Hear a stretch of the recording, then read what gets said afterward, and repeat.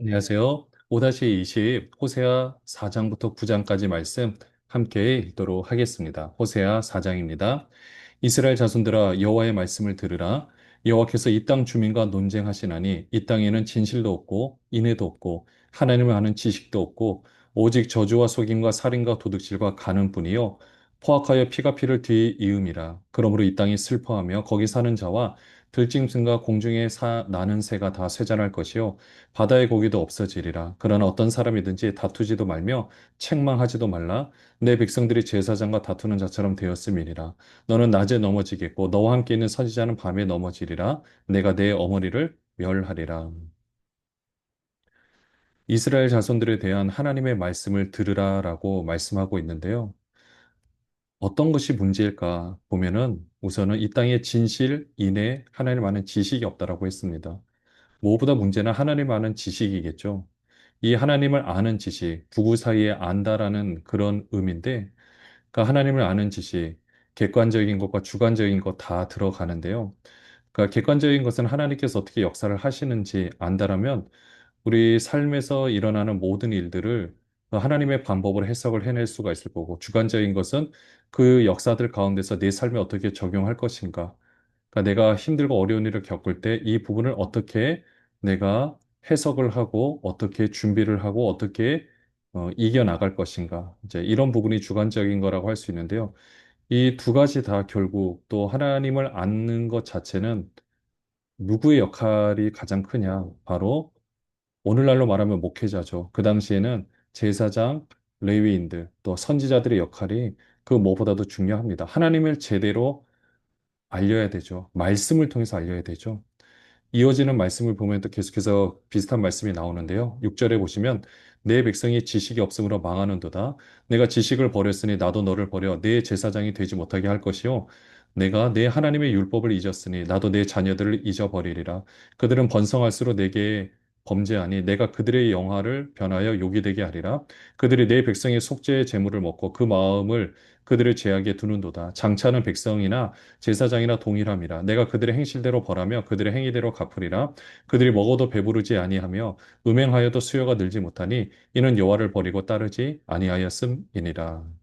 육제를 보시면 문제가 나오죠. 내 백성이 지식이 없어서 망하노다다. 근데 이거는 백성을 탓하는 것이 아닙니다. 그 백성들이 지식이 없는 것은 목회자 잘못인 거죠. 그러니까 이 제사장들이 어떻게든지 그 당시의 율법을 잘 해석을 하고 그들의 율법대로 지킬 수 있도록 제대로 가르쳐야 하는 거죠. 내 백성이 지식이 없어서 망하는 것은 제대로 된 지식을 가르치 않은 지도자들에 대한 책임이 너무 크다는 겁니다. 하나님의 율법을 잊어버리고 그렇게 되면 하나님도 내 자녀들을 잊어버린다라는 거죠. 그렇기에 이 시대에도 호세아 선지자가 너무나도 안타깝게 외치는 것은 왜 하나님을 제대로 알지 못하느냐?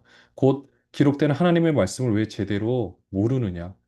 그것은 왜 하나님의 말씀을 제대로 가르치지 않느냐라는 그 의미가 다 들어가 있습니다. 백성이 지식이 없어서 어떻게 망하는가 계속해서 말씀들을 보시면요. 11절에 음행과 묵은 포도주와 새 포도주가 마음을 빼앗느니라. 내 백성이 나무에게 묻고 그 막대기는 그들에게 고하나니 이는 그들이 음란한 마음에 미혹되어 하나님을 버리고 음행하였음이니라. 그들이 산꼭대기에 제사를 드리며 작은 산 위에서 분향하되 참나무와 버드나무와 상수리 나무 아래에 사니 이는 그 나무 그늘이 좋음이라. 이러므로 너희 딸들은 음행하며 너희 며느리들은 간음을 행하는도다. 너희 딸들이 음행하며 너희 며느리들이 간음하여도 내가 벌하지 아니하리니 이는 남자들도 창기와 함께 나가며 음부와 함께 희생을 드림이니라. 깨닫지 못하는 백성은 망하리라. 이스라엘아 너는 음행하여도 유다는 죄를 범하지 못하게 할 것이라. 너희는 길갈로 가지 말며 벳 아웬으로 올라가지 말며 여호와의 사심을 두고 맹세하지 말지어다. 이스라엘은 완강한 암소처럼 완강하니 이제 여호와께서 어린 양 넓은 들에서 먹인같이 그들을 먹이시겠느냐. 에브라임이 우상과 연합하였으니 버려두라. 그들이 마시기를 다하고는 이어서 음행하였으며 그들은 부끄러운 일을 좋아하느니라. 바람이 그 날개로 그를 쌌나니 그들이 그 재물로 말미암아 부끄러운 일을 당하리라.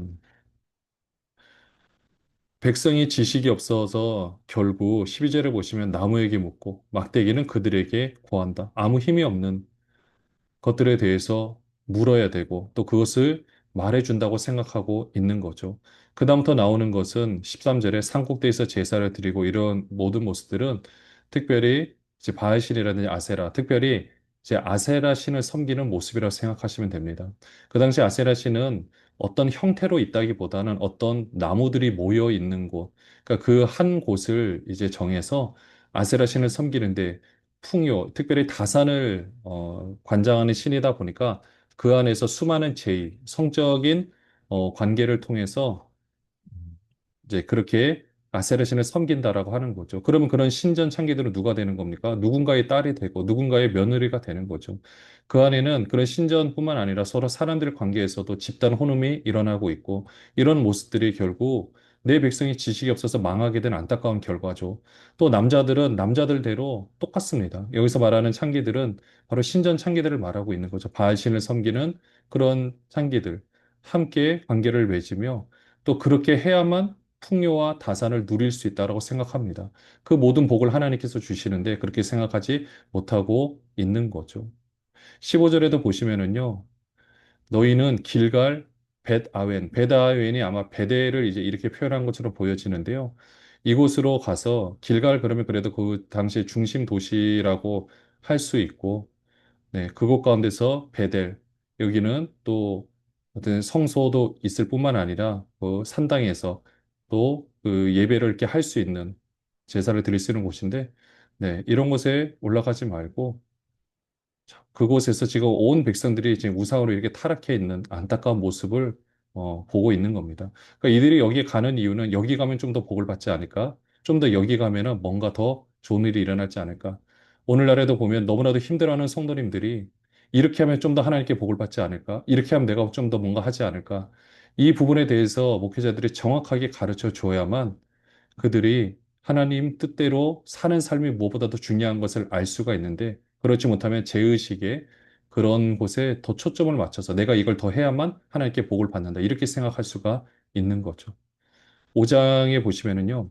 제사장들아 이를 들으라 이스라엘 족속들아 깨달으라 왕족들아 귀를 기울이라 너희에게 심판이 있나니 너희가 미스바에 대하여 올무가 되며 다볼 위에 친 그물이 됨이라 패역자가 살육지에 깊이 빠졌음에 내가 그들을 다 벌하노라 에브라임은 내가 알고 이스라엘은 내게 숨기지 못하나니 에브라임아 이제 내가 음행하였고 이스라엘이 더러워졌느니라 그들의 행위가 그들로 자기 하나님에게 돌아가지 못하게 하나니 이는 음란한 마음이 그 속에 있어 여호와를 알지 못하는 까닭이라 이스라엘의 교만이 그 얼굴에 드러났나니 그 죄악으로 말미암아 이스라엘과 에브라임이 넘어지고 유다도 그들과 함께 넘어지리라. 그들이 양떼와 소떼를 끌고 여호와를 찾으러 갈지라도 만나지 못할 것은 이미 그들에게서 떠나셨음이라. 그들이 여호와께 정조를 지키지 아니하고 사생아를 낳았으니 그러므로 새 달이 그들과 그 기업을 함께 삼키리로다. 네, 똑같이 음행을 하는 모습. 이게 바로 우상숭배를 하는 모습인 거죠. 실제적으로 우상숭배는 음행하고 연관이 되어 있고, 이 음행을 하게 되면 그 가정은 깨어질 수밖에 없습니다. 또 우상을 섬길 때는 가장 그 가정에서 가장 소중한 것을 드리는데 그것이 무엇이겠습니까?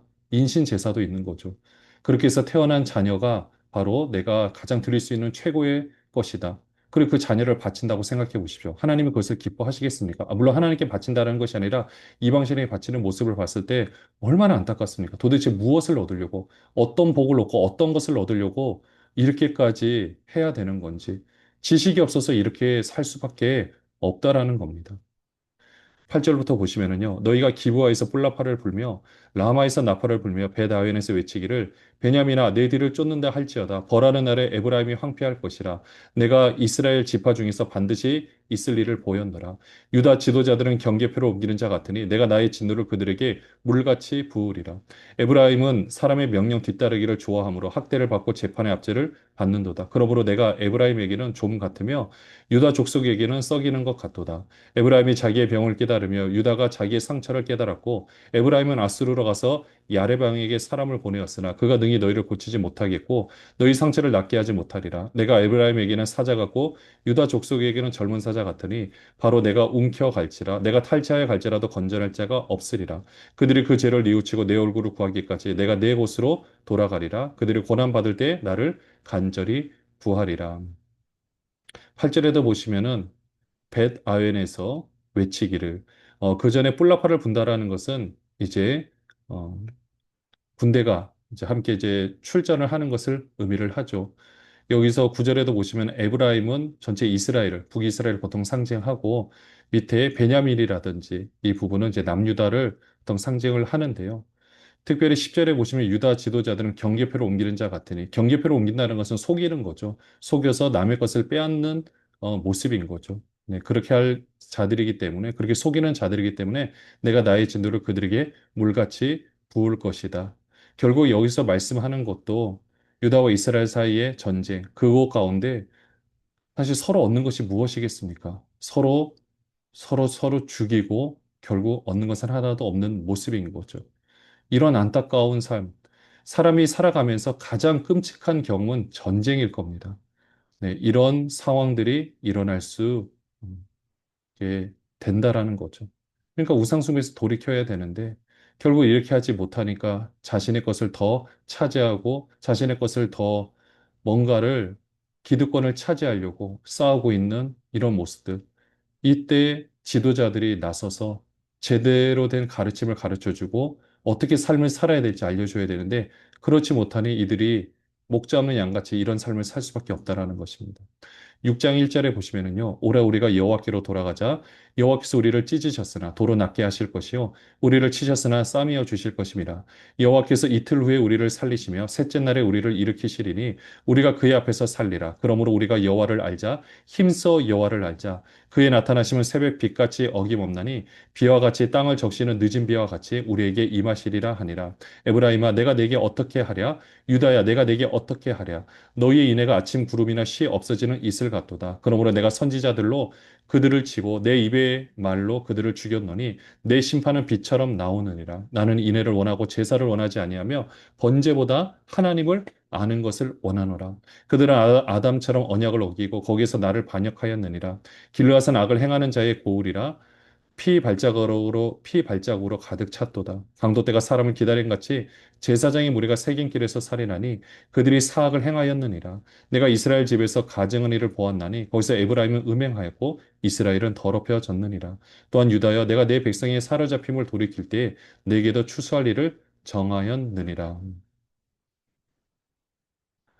6장에 보시면 1절에 우리 하나님께서 돌아가자. 하나님께서 우리를 찢으셨으나 도로 낫게 하실 것이요. 치셨으나 싸매어 주실 것이다. 그렇게 해서 이튿날에는 우리를 살리고 셋째 날에는 우리를 일으키실 것이다. 빠른 회복을 말씀하고 있죠. 그러니까 3절에 우리가 알자. 여호와를 힘써 알자. 그렇게 되면 땅을 적시는 늦은 비와 같이 우리에게 임하시리라. 이렇게 해서 회개를 해야 되는데 이스라엘 백성들은 그렇게 하지 못하는 거죠. 6절에도 보시면 나는 인애를 원하고 제사를 원하지 아니하며 하나님이 제사를 원하지 않으시는 것이 아니라 그 제사보다 정말 중요한 것은 인애. 사람을 생각하고 사람을 사랑하는 그 마음인 거죠. 백성을 긍휼히 여길 수 있는 마음. 또 번제보다 하나님을 아는 것을 원하노라. 정말 하나님을 안다라면 내 주위에 있는 사람을 하나님의 심정으로 그들을 대할 수밖에 없다라는 겁니다. 그러니까 우리가 하나님을 안다라는 것은요. 내가 관계 속에서는 하나님을 안다가 아니에요. 하나님의 마음을 알면 하나님께서 이스라엘을 향한 마음, 또 우리를 향한 그 안타까운 마음을 아는 거기 때문에 그 마음이 서로 통하는 거기 때문에 내 주위에 있는 사람들을 보면 그들을 위해서 기도하고 긍휼히 여기며 또한 그들을 새롭게 해달라고 우리가 하나님께 기도하는 거죠. 그들은 멸망당하고 우리는 새롭게 되는 것이 아니라 하나님, 저들의 잘못이 우리가 기도하지 못한 결과입니다. 다시 한번 시간을 주시고 다시 한번 저들에게 기회를 주시옵소서라고 말을 할 수가 있는 거죠. 이렇게 하나님을 아는 모습이 되어야 되는 겁니다. 회개는 바로 이러는 거죠. 내 마음이 너무나도 타락해 있는 것을 알기에 하나님의 마음을 더듬는 것. 그렇게 해서 살아내는 모습인데 안타깝게도 그렇게 하지 성실하게 회개하지 못하는 이 모습을 봅니다. 10절에도 보시면 회개를 하고 그런 부분들이 있으면 이런 가증한 일을 행해서는 안 되는데 내 입술로는 회개하고 나는 내 멋대로 살래. 여러분들 이거는 진정한 회개라고 할 수가 없죠. 회개가 되는 것이 아닙니다. 7장 말씀해 보시면요. 내가 이스라엘을 치료하려 할 때 에브라임의 죄와 사마리아의 악이 드러나도다. 그들은 거짓을 행하여 안으로 들어가 도둑질하고 밖으로 떼지어 노략질하며 내가 모든 악을 기억하였음을 그들이 마음에 생각하지 아니하거니와 이제 그들의 행위가 그들을 애워싸고 내 얼굴 앞에 있는도다. 그들이 그 악으로 왕을 그 거짓말로 지도자들을 기쁘게 하도다. 그들은 다 가늠하는 자라 과자 만드는 자에 의해 달궈진 화덕과 같도다. 그가 반죽을 뭉침으로 발효되기까지만 불 일으키기를 그칠 뿐이니라. 우리 왕의 날에 지도자들의 술의 뜨거움으로 병이 나며 왕은 오만한 자들과 더불어 악수하는도다. 그들이 가까이 올 때 그들의 마음은 간교하여 화덕 같으니 그들의 분노는 밤새도록 자고 아침에 피우는 불꽃 같도다. 그들이 다 화덕같이 뜨거워져서 그 재판장들을 삼키며 그들의 왕들을 다 엎드려지게 하며 그들 중에 내게 부르짖는 자가 하나도 없도다. 1절에 보시면 내가 이스라엘을 치료하려 할 때 에브라임의 죄와 사마리아 악이 드러나도다. 그러니까 하나님께서는 이스라엘 백성들을 그냥 용서하신다는 개념이 아닌 거죠. 그러니까 우리가 7장 2절을 잘 보시면 내가 그들을 용서하기 위해서는 어떤 작업이 필요합니까? 먼저 그들의 회개가 있어야 되는데 그렇게 하고 나서 하나님께서 하시는 일은 그들의 죄, 그들의 악이 드러나도록, 그러니까 상처 부위가 이거를 그대로 골마버리면 말 그대로 이제 곱는 거죠. 그러니까 그 부분을 치료를 해야 되잖아요. 그래서 드러내는 거죠. 네. 어떤 모습인지 정확히 알게 하는 겁니다. 어떻게 보면 우리 삶 가운데서도 하나님께서 우리를 만지신다. 그러니까 우리가 기도를 하는데 기도를 하면 할수록 그 문제가 해결되기보다는 더 어려워지는 것을 경험할 때도 있습니다. 그때는 그것을 너무 이상하게 여길 것이 아니라 하나님께서 이것을 회복시키시려고 치료하시려고 그 숨겨져 있던 누군가에게도 알려주고 싶지 않았던 나만의 깊은 치부를 드러내서 소독하시고 치료하시는구나. 이렇게 생각하면 된다라는 거죠. 그래서 기도의 끈을 놓지 말고 계속해서 기도할 때 그 부분이 또 회복되는 것을 보게 됩니다. 하나님께서 이스라엘을 그렇게 만들어 가고 계십니다. 근데 잘 보시면은 그 안에 어떤 모습들이 있는지를 이렇게 보여주고 있습니다. 결국 7절에 보시면 그들 중에 내게 부르짖는 자가 하나도 없도다. 화덕을 비유해서 그들의 마음이 어떤지, 그들의 상태가 어떤지, 그 안에서 도대체 어떤 일이 일어날지, 반란이 일어나는 이런 모습들에서 알려주고 있는데요. 하나님은 그래도 이 부분을 만지셔야 되는 거죠. 8절에 보시면 에브라임이 여러 민족 가운데 혼합되니 그는 곧 뒤집지 않은 전병이로다. 이방인들이 그의 힘을 삼켰으나 알지 못하고 백발이 무성할지라도 알지 못하는도다.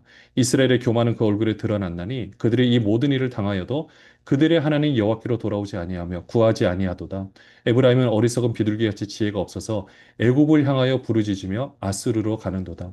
그들이 갈 때 내가 나의 그물을 그 위에 쳐서 공중의 새처럼 떨어뜨리고 전에 그 회중에 들려준 대로 그들을 징계하리라. 화 있을진저 그들이 나를 떠나 그릇 같음이니라. 패망할진저 그들이 내게 범죄하였음이니라. 내가 그들을 건져주려 하나 그들이 나를 거슬러 거짓을 말하고 성심으로 나를 부르지 아니하였으며 오직 침상에서 슬피 부르짖으며 곡식과 새 포도주로 말미암아 모이며 나를 거역하는도다. 내가 그들 팔을 연습시켜 힘있게 하였으나 그들은 내게 대하여 악을 꾀하는도다. 그들은 돌아오나 높으신 자에게로 돌아오지 아니하니 속이는 활과 같으며 그들의 지도자들은 그 혀의 거친 말로 말미암아 칼에 엎드려지리니 이것이 애굽 땅에서 조롱거리가 되리라.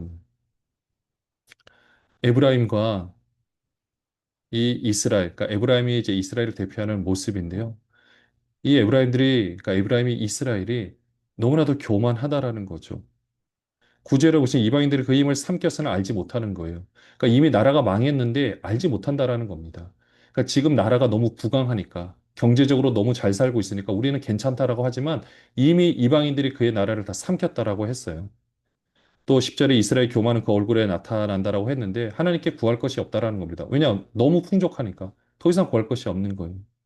그래 11절에 에브라임은 또 어려운 일이 있으면 어떻게 하느냐? 지혜가 없다 보니까 어리석은 비둘기 같아서 애굽을 향하여 부르짖고 아수르로 가는도다. 그 당시 강대국을 향해서 세상적인 방법으로 해결하려고 하는 거죠. 결국 이렇게 하면 망할 수밖에 없다라는 것입니다. 16절에 보시면은 높으신 자에게로 돌아오지 아니하니 속이는 활과 같고 그들의 지도자들은 그의 거친 말로 말미암아 칼에 엎드려지리니 이것이 애굽 땅에서 조롱거리가 되리라. 세상의 죄를 아무리 뭔가를 하는 것 같아도 결국 그 대가는 처절할 수밖에 없다라는 것입니다. 호세아서 8장에 보시면은요. 나팔을 내 입에 댈지어다 원수가 독수리처럼 여호와의 집에 덮치리니 이는 그들이 내 언약을 어기며 내 율법을 범함이로다. 그들이 장차 내게 부르짖기를 나의 하나님이여 우리 이스라엘의 주를 아나이다 하리라. 이스라엘이 이미 선을 버렸으니 원수가 그를 따를 것이라. 그들이 왕들을 세웠으나 내게서 난 것이 아니며 그들이 지도자들을 세웠으나 내가 모르는 바이며 그들이 또 그 금으로 자기를 위하여 우상을 만들었나니 결국은 파괴되고 말리라. 사마리아여 내 송아지는 버려졌느니라. 내 진노가 무리를 향하여 타오르나니 그들이 어느 때에야 무죄하겠느냐. 이것은 이스라엘에서 나고 장인이 만든 것이라 참신이 아니니 사마리아의 송아지가 산산조각인 날이라. 그들이 바람을 심고 광풍을 거둘 것이라 심은 것이 줄기가 없으며 이삭은 열매를 맺지 못할 것이요 혹시 맺을지라도 이방 사람이 삼키리라. 이스라엘은 이미 삼켜졌은즉 이제 여러 나라 가운데 있는 것이 즐겨 쓰지 아니하는 그릇 같도다. 그들이 홀로 떨어진 들나귀처럼 아수르로 갔고 에브라임이 값주고 사랑하는 자들을 얻었도다. 그들이 여러 나라에서 값을 주었을지라도 이제 내가 그들을 모으리니 그들은 지도자의 임금이 지어준 짐으로 말미암아 쇠하기 시작하리라. 에브라임은 죄를 위하여 제단을 많이 만들더니 그 제단이 그에게 범죄하게 하는 것이 되었도다. 내가 그를 위하여 내 율법을 만 가지로 기록하였으나 그들은 이상한 것으로 여기도다. 그들이 내게 고기를 제물로 드리고 먹을지라도 여호와는 그것을 기뻐하지 아니하고 이제 그들의 죄악을 기억하며 그 죄를 벌하리니 그들은 애굽으로 다시 가리라. 이스라엘은 자기를 지으신 일을 잊어버리고 왕궁들을 세웠으며 유다는 견고한 성읍들을 많이 쌓았으나 내가 그 성읍들에 불을 보내어 그 성들을 삼키게 하리라. 우상 숭배에 대한 책망 계속해서 이어집니다. 왜 그러는가? 1절에 보시면 우선 나팔을 내 입에 댈지어다 원수가 도시처럼 여호와의 집에 덮치리니 비상 대기하라는 거죠. 곧 이 일이 일어날 것이다. 근데 현실로 봐서는 일이 일어난다고 생각하지 않겠죠. 왜냐, 너무 부강하니까, 너무 잘 살고 있으니까. 이들이 내 언약을 어기며 내 율법을 범함이로다. 나중에 그들이 장차 부르짖기를 나의 하나님이여 우리 이스라엘이 주를 아나이다 하리라. 나중에 대사에 안다 하면 무슨 소용이 있겠습니까? 결국 6절에 보시면 사마리아의 송아지가 산산조각이 나고 아무것도 7절에 보시면 바람을 심고 바람을 심어봤자 날아가 버리지 않겠습니까? 광풍을 거둘 것이다. 아무것도 바람을 심어도 광풍을 거두는데 아무것도 없는 거죠. 오히려 더 쑥대밭이 되는 것입니다. 결국 이렇게 8절에 보시면 이스라엘은 이미 이방 사람들에게 이미 삼켜졌다라고 되어 있고요. 이렇게 12절에 보시면 내가 그를 위하여 내 율법을 만 가지로 기록하였으나 그들은 이상한 것으로 여기도다. 율법 지킬 필요 없죠. 그렇게 사는 삶은 따분하다고 생각하는 거죠. 그렇게 되니 14절 후반절에 보시면 유다는 견고한 성들을 많이 쌓았으나 내가 그 성읍들의 불을 보내어 그 성들을 삼키게 하리라. 꼭 전쟁 가운데 멸망하게 될 것이다. 너무 안타까운 겁니다. 9장 1절에 보시면은요. 이스라엘아 너는 이방 사람처럼 기뻐 뛰놀지 말라. 내가 음행하여 내 하나님을 떠나고 각 타작마당에서 음행의 값을 좋아하였느니라. 타작마당이나 술틀이 그들을 기르지 못할 것이며 새 포도주도 떨어질 것이며 그들은 여호와의 땅에 거주하지 못하며 에브라임은 애굽으로 다시 가고 아수르에서 더러운 것을 먹을 것이니라. 그들은 여호와께 포도주를 부어 드리지 못하며 여호와께서 기뻐하시는 바도 되지 못할 것이라. 그들의 재물은 애곡하는 자의 떡과 같아서 그것을 먹는 자는 더러워지나니 그들의 떡은 자기의 먹기에만 소용될 뿐이라. 여호와의 집에 드릴 것이 아님이니라. 너희는 명절날과 여호와의 절기의 날에 무엇을 하겠느냐? 보라 그들이 멸망을 피하여 갈지라도 애굽은 그들을 모으고 노은 그들을 장사하리니 그들의 은은 귀한 것이나 찔레가 덮을 것이요 그들의 장막 안에는 가시덩굴이 퍼지리라. 형벌의 날이 이르렀고 보응의 날이 온 것을 이스라엘이 알지라. 선지자가 어리석었고 신에 감동하는 자가 미쳤나니 이는 내 죄악이 많고 내 원한이 큼이니라. 에브라임이 나의 하나님과 함께한 파수꾼이며 선지자는 모든 길에 친새 잡는 자의 그물과 같고 그의 하나님의 전에는 원한이 있도다. 그들은 기브아의 시대와 같이 심히 부패한지라 여호와께서 그 악을 기억하시고 그 죄를 벌하시리라. 네, 1절에 보시면은 이방 사람처럼 기뻐 뛰놀지 말라. 집단 혼음을 말하고 있는 겁니다.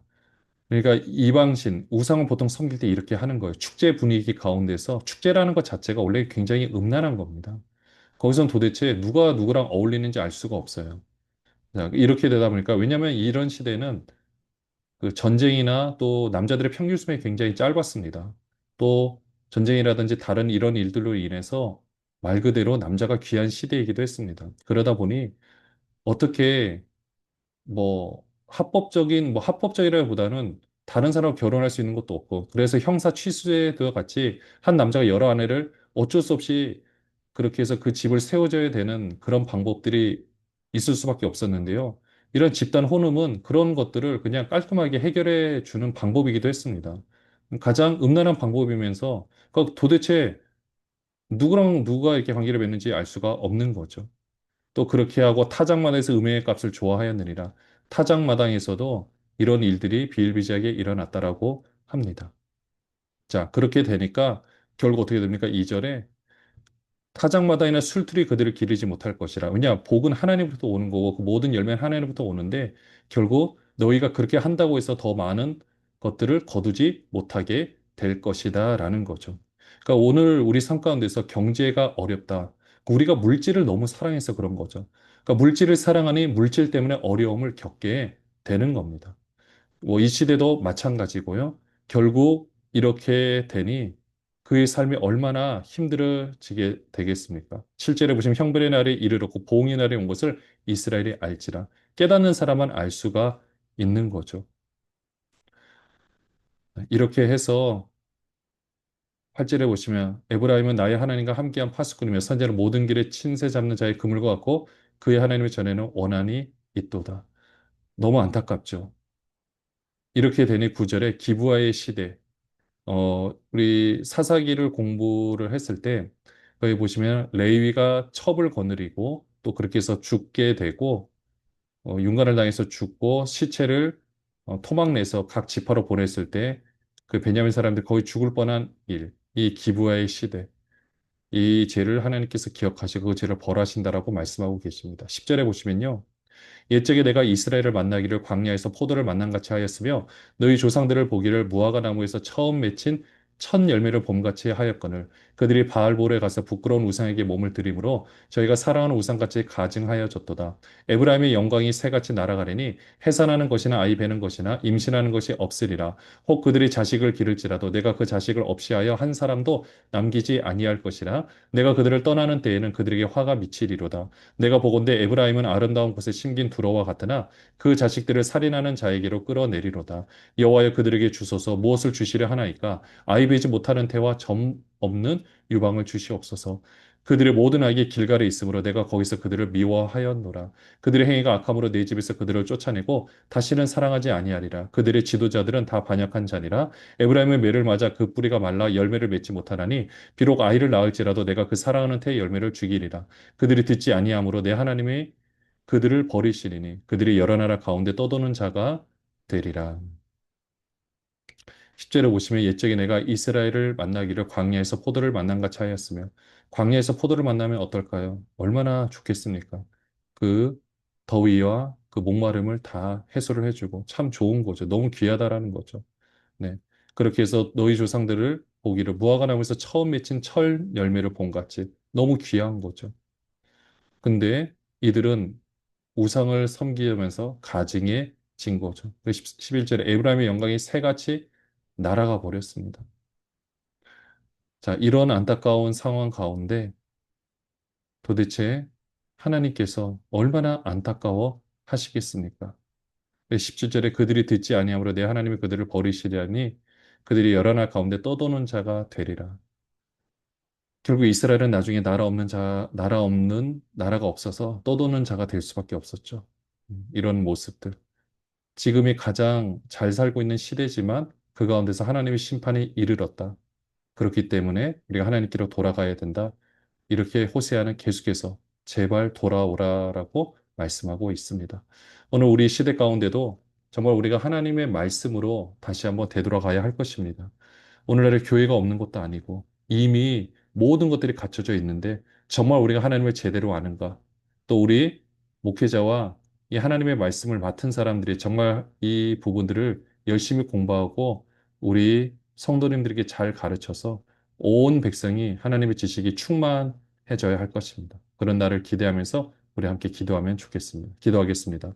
하나님 아버지, 내 백성이 지식이 없어서 망하는도다.